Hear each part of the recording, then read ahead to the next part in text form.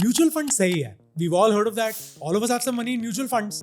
The mutual funds is a 12 lakh crore industry, and basically this is how it works. Before we get into that, make sure that you subscribe on our channel because I'm going to be discussing a lot about everything wealth, investing and finance. Step 1, you choose a fund that interests you, like a growth fund, a value fund, a technology fund, or maybe an international fund. Step 2, you invest in that fund. Step 3, the money goes to the fund manager and that person allocates that money into stocks that they think will make the most returns based on the thesis of the fund. Step 4, in return of this diversification and expertise, you pay them an annual fee. Now, if someone is charging you a fee, you'd expect them to beat the market, right? But the reality is that most actively managed funds even fail to beat the market over a sustained period of time. Even the best professional investors can't do it consistently. A recent study of actively managed mutual funds in India found that 88% of fund managers don't beat the market over a 1-year period, and a whooping 97% don't beat the market over a 3-year period.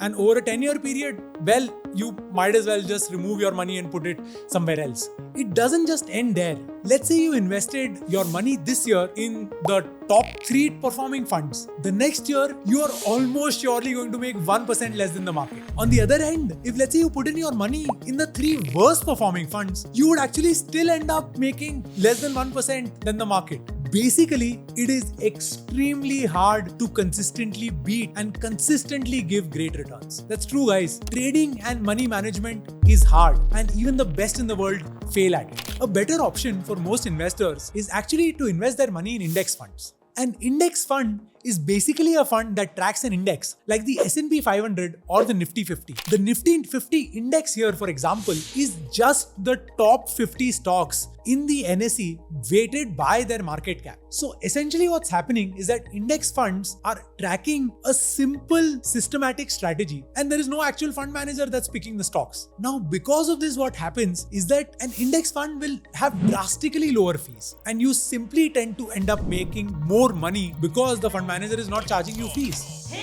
comes the money. And that's one simple hack that you might try.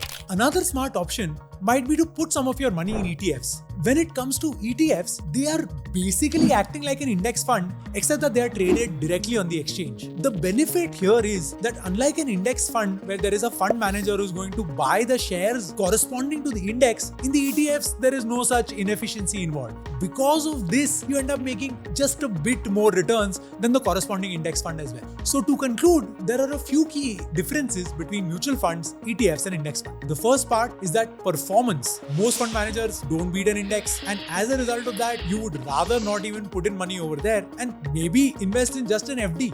The second is that the fees of mutual funds are higher because there is a fund manager that's actively trying to manage the funds. Investing in an ETF or an index removes the fund manager, and as a result, you end up paying 2x to 3x lesser fees than a mutual fund does. Over a long period, all of this adds up, and as all of this adds up, all of you end up making just much more. Here comes the money. Mutual funds have been around for a really long time.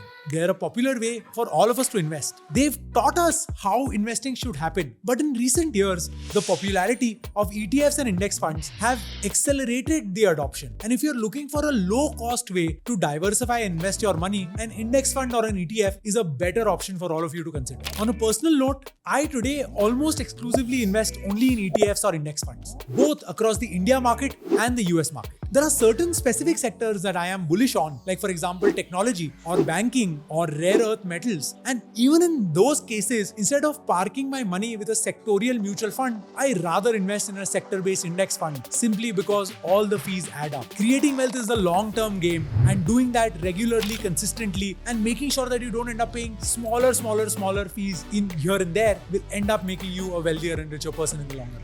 Always remember, guys, mutual funds are subject to market and human risks. Please read the offer document carefully before investing. And if you haven't already, subscribe to this channel and I'll see you in the next one.